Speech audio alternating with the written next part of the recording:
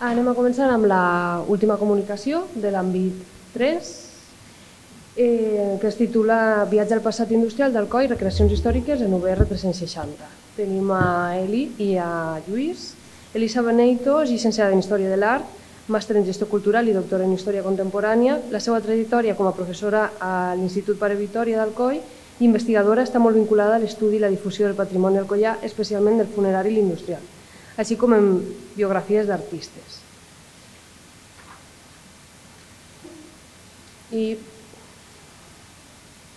A més, ha treballat de la perspectiva de gènere i s'ha encarregat de comissariar algunes exposicions d'art. Actualment és la presidenta del CAIA. I Lluís Vidal Pérez, llicenciat en Història i en Història de l'Art i màster en Tècniques Avançades d'Investigació Històrica, Artística i Geogràfica. Actualment està realitzant el doctorat a la Universitat d'Alacant. És catedràtic de Geografia i Història a l'Institut Pare Vitòria d'Alcoi i ha centrat bona part de la seva trajectòria en l'estudi i divulgació del patrimoni industrial i funerari. És membre del CAEA i ha participat activament en projectes de valorització del patrimoni alcoià. Moltes gràcies. Bé, segurament preguntareu què fan estos pesats altra volta, sí, però tenim una excusa, i és que aquesta comunicació en principi no anàvem a fer-la nosaltres perquè tenia un perfil més tècnic, però la empresa un dels dos que han fet aquests projectes, una de les dues empreses, en l'últim moment, quan estàvem tancant el programa, va dir que no podien vindre i bé, vam mantindre i parlarem nosaltres, que som els que es vam encarregar de la part de l'assessorament històric, però lògicament de qüestions tècniques no podem entrar massa. Bé, com deia, seria una experiència de mediació patrimonial centrada en dues propostes de realitat virtual en 360 graus aplicades al patrimoni industrial d'Alcoi. En concret, són dos projectes independents, però que nosaltres li vam donar o vam voler donar-li una continuïtat. El primer era per acompanyar aquest centre d'interpretació del Molinar, que encara estem esperant i no s'ha pogut fer, però la idea era que servira per acompanyar aquest discurs expositiu. I d'altra, una ruta urbana, que això sí que ja s'ha aplicat. De fet, en el material que teniu en les borses deu d'haver un fullet d'estos de l'oficina de turisme on teniu accés a aquests vídeos. Però ja dic, ho vam plantejar tot com una continuïtat en la mateixa finalitat, acostar el públic al passat industrial alcoià d'una manera rigorosa, didàctica i també immersiva. La nostra funció dins d'aquest projecte ha sigut sobretot la de l'assessorament històric. Això ha implicat aportar documentació, imatges d'època, ajudar a conceptualitzar les escenes, ajustar el guió final de cada seqüència i supervisar la versió en valencià, que després havia de ser doblada a altres llengües. Per això ens interessa insistir en una idea. En projectes com aquest, la tecnologia és important però no és suficient. Allò que realment dona valor a la proposta és que la reconstrucció estiga sostinguda per una base històrica sòlida. Vam insistir molt en que els actors es gravaren en valencià la versió original i després fora doblada a les altres i si podia ser que foren de la contornada o d'Alcoi o de la contornada, més que res perquè reflectiren els modismes en la parla, frases fetes, i no parlem igual així en Alcoi que en l'Horta de València, per exemple, encara que ell hi siga del Cabanyal. Per tant, la intenció era aquesta, que sobretot foren d'aquesta zona. També cal dir que és una recreació optimitzada per a ulleres de realitat virtual, però es pot veure en qualsevol dispositiu. Això sí, si es veu en pantalla plana, lògicament es distorsiona la imatge. Està pensat per a que siga immersiva. Nosaltres, ho hem de dir, nosaltres som uns romàntics d'això, a nosaltres ens agrada la maquinària, ens agrada la materialitat, no som tan fans d'aquestes qüestions, però sí que és veritat que tenen unes virtuts i és que el permet apel·lar a les emocions, a les sensacions, a coses que potser en el discurs expositiu no s'acaben d'apreciar o es queden en un panell o es queden en alguna cosa més limitat.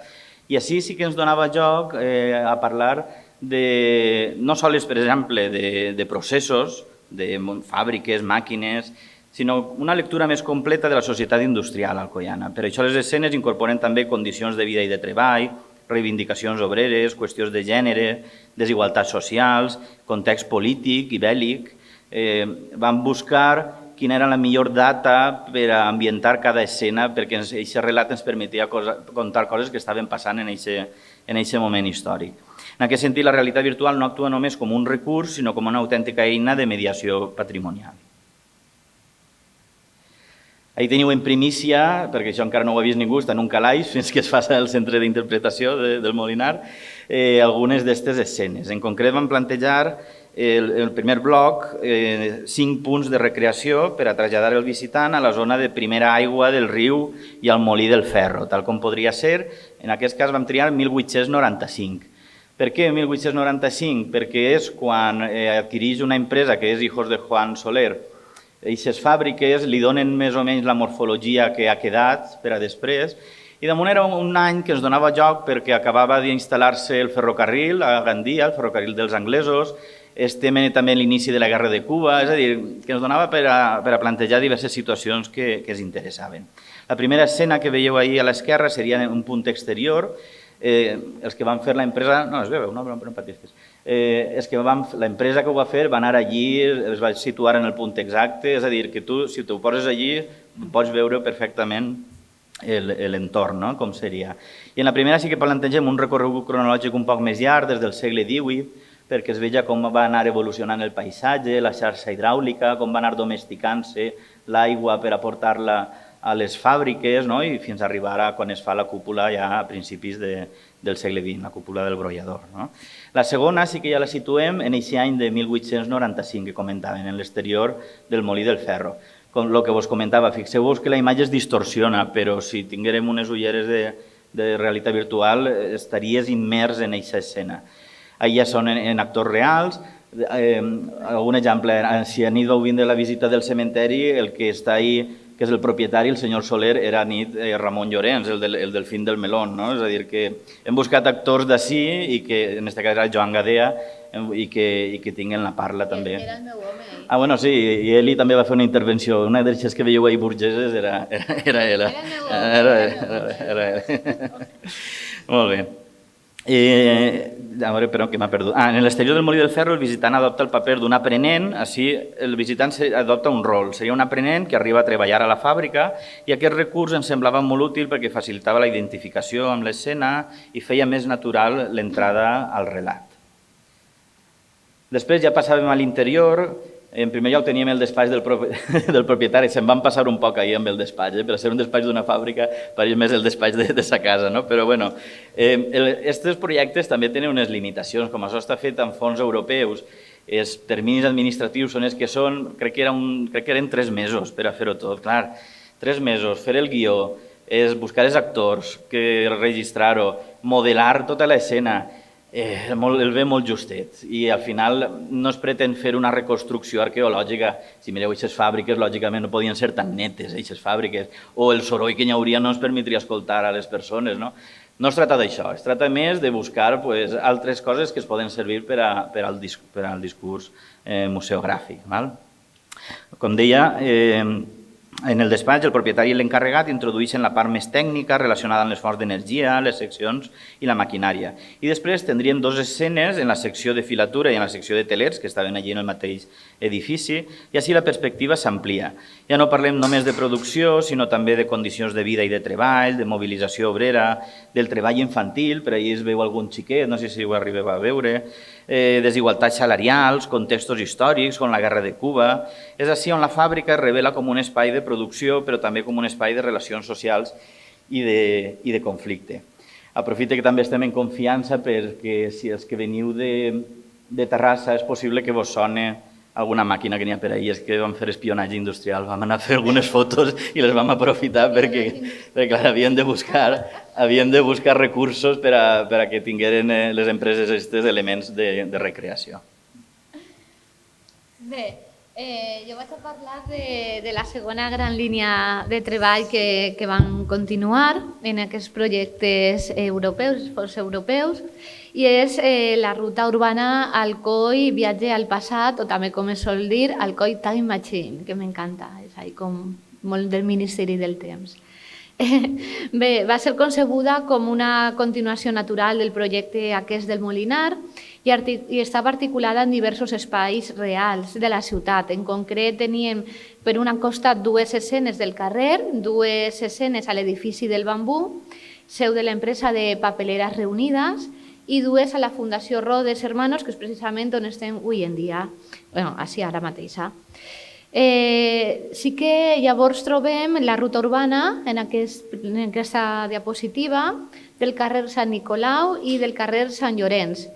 Aquest projecte sí que s'ha presentat com una ruta oferida per l'Oficina de Turisme en diversos punts a la ciutat i que també trobareu al material promocional del congrés que teniu dins de les borsetes. Està en 5 llengües, valencià o català, castellà, anglès, francès i alemany. La següent és el carrer Sant Nicolau, com podeu veure, i es requeria una manifestació obrera femenina de començaments del segle XX. I a les dones ja es feien escoltar, com ahir en el cementeri vam parlar. I és una escena especialment potent perquè visibilitza aquestes reivindicacions laborals i socials de les dones com a oposició a aquest sistema de quintes, però també a aquest sistema també patriarcal, en el context d'una guerra del Marroc. Això és un dels carrers més representatius de la ciutat d'Alcoi, de la ciutat burgesa, la part baix de Sant Nicolau, i està basada en una manifestació real, com podeu veure en la fotografia de l'esquerra. La veu és... Més les dones eren les misteres, sí, però que amotinaven prou i feien por. O sigui, que sempre ens han posat com el sexo dèbil, però de dèbil no sé jo. Bé, la següent diapositiva és que tinc que reivindicar les dones, evidentment, i han sigut sempre molt silenciades. Bé, han sigut molt silenciades. Bé, la següent seria, en canvi, el carrer Sant Llorenç, el carrer antic anomenat Pola Vieja, i les recreacions traslladada un dia de mercat de l'any 1911. Aquesta escena permet mostrar la vida quotidiana, la subsistència i algunes problemàtiques socials i polítiques, com ara l'impost de consums, que també abans podíem un poquet traçar aquesta línia d'aquestes implicacions econòmiques que hi havia a les darreries del DN a principis del segle XX, sempre vinculades en temes bèl·lics. D'aquesta manera, la ciutat industrial s'explica no només des de la fàbrica, però sinó també des dels carrers i des dels espais que són d'un àmbit públic i d'una relació popular entre que poden veure diferents classes socials que es mesclen, perquè al cap i a la fi el carrer és el lloc on tots tenim que caminar i passejar i anar i deixar-se veure. Un d'altres punts suggeridors de la ruta és el dedicat al bambú, a la fàbrica del bambú, seu de les papereres reunides. La van triar per a fer-ho l'any 1935, perquè l'any anterior, 1934, és quan es va, diguem, refundar totes aquestes empreses en papereres reunides. En aquestes escenes, el visitant assumís el paper d'una jove aprenenta, com podeu veure en aquesta imatge de l'esquerra, que entra al taller i a partir d'aquesta experiència se li ofereix una introducció a la història de la manufactura paperera alcoiana, a l'auge del paper de fumar i a la creació de papereres reunides, com he dit abans, l'any anterior a la data triada. Però més enllà d'aquesta història empresarial, el gran interès d'aquest bloc és que situa les bamboneres en el centre del relat, les quals van desenvolupar una clara consciència col·lectiva i també femenina. Els seus cants, per exemple, vam estar ahir parlant dels cants i de les veus de les dones i, evidentment, les bamboneres el tenien molt clar. I ser bambonera era tindre molt de prestigi així en Alcoi. Per tant, aquestes dues escenes permeten incorporar un discurs patrimonial al treball femení i a la memòria social d'un sector fonamental i molt important a Alcoi i que va esdevindre a altres llocs i indrets, com per exemple exposicions universals i nacionals. El paper de fumar d'Alcoi era conegut en el món sencer, com la Coca-Cola. Bé, i continuem en Rodes, que la tenim així, el context que el van desenvolupar és el de la Guerra Civil, des del punt de vista del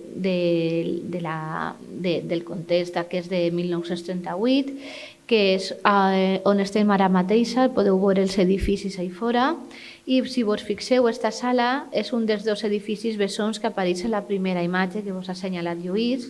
Així la recreació aborda la producció bèl·lica en plena guerra civil i la transformació del complex dins del procés de col·lectivització.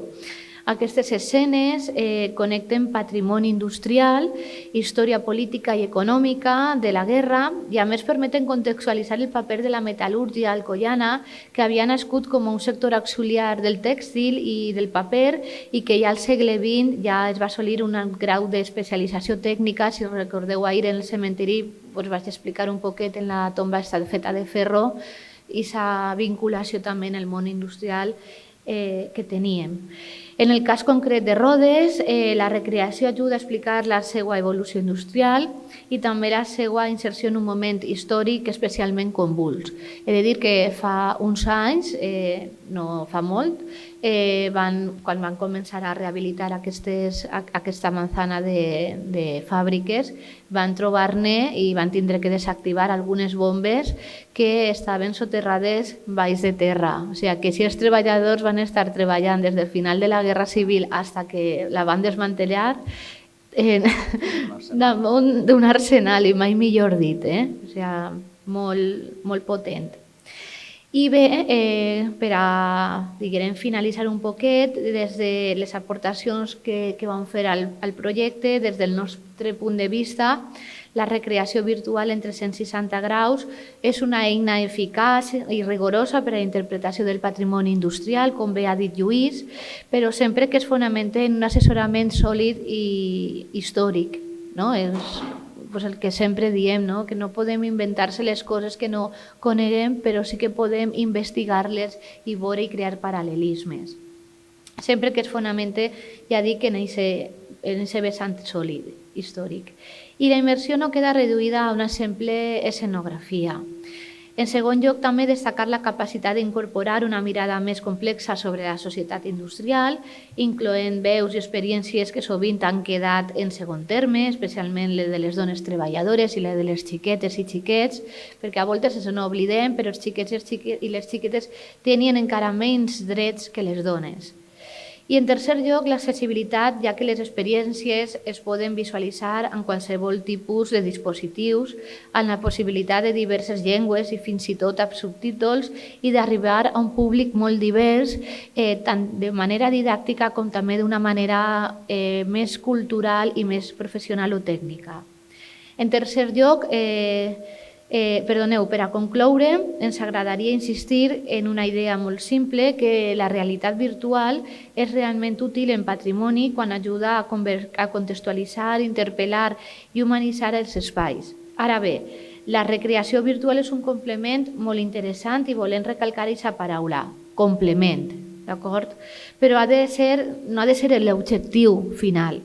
En la valorització del patrimoni industrial és fonamentalment la materialitat i ha de ser la base sobre la que s'articulen aquestes propostes, realment. I res, donar-vos les gràcies per haver estat ací i per haver-nos escoltat.